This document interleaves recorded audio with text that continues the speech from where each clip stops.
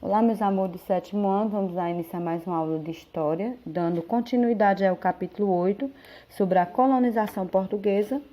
Hoje vamos ver a exploração do pau-brasil, o processo de colonização e as capitanias hereditárias. Então, vocês vão acompanhar a partir da página 181 a 187, ok? Então, meus amores, a exploração do pau-brasil foi iniciada poucos anos depois da chegada dos portugueses na América.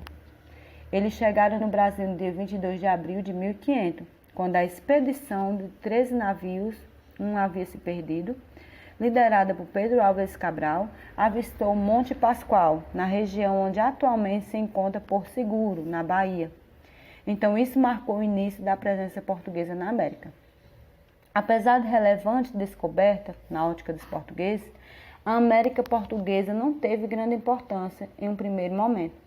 Para os portugueses, no século XVI, a prioridade econômica era o comércio de especiarias da Índia.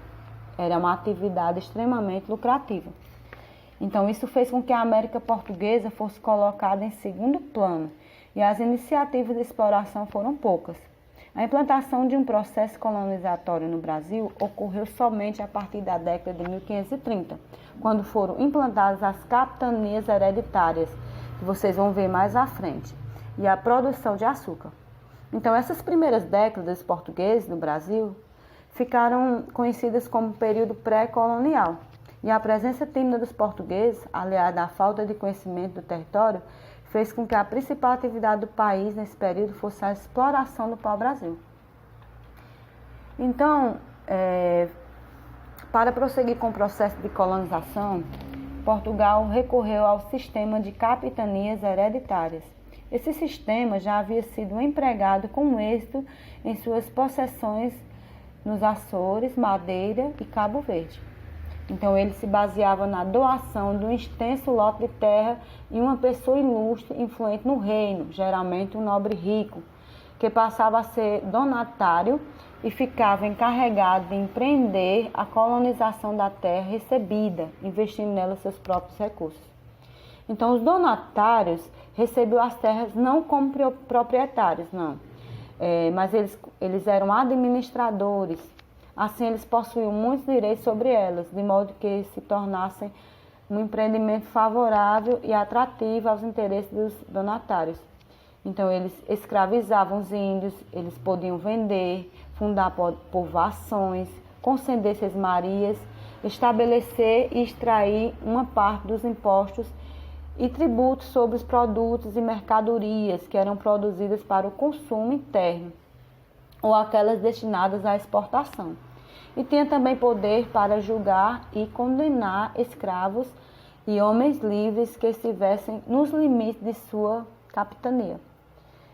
As capitanias hereditárias foram criadas em 1534 e 1536, a partir da divisão do litoral brasileiro em extremas faixas de terra, que iam da costa para o oeste até o meridiano, traçado de Tordesilhas, e ao todo foram constituídas 14 capitanias, que foram doadas a 12 donatários, certo?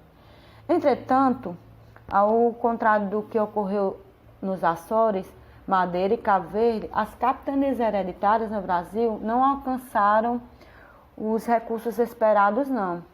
Foram muitas as razões desse fracasso. Entre elas pode ser considerado a falta de terras férteis, os conflitos com os povos indígenas, que ofereceram enorme resistência diante das invasões de suas terras e das tentativas de escravidão e também a má administração. Sem falar, pessoal, no problema da necessidade dos recursos em maior escala, devido à enorme distância que separava a metrópole, ou seja, Portugal, das terras brasileiras. As capitanias que prosperavam foram justamente aquelas em que os donatários possuíam grande fortuna ou acesso ao crédito bancário europeu, como Martim Afonso, com a capitania de São Vicente, também Duarte Coelho, com a capitania de Pernambuco. Tendo fracassado o sistema de capitanias, Portugal recorreu à centralização do poder, estabelecendo na colônia um governo geral.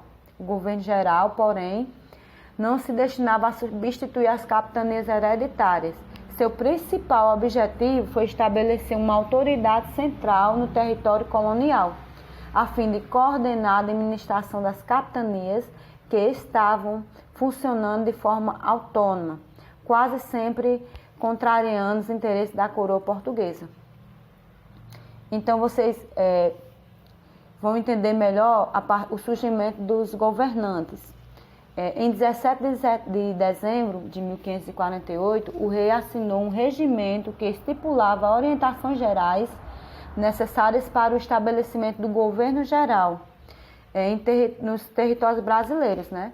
Ele criara na época os cargos de governador, ouvidor-mor, provedor-mor e capitão-mor.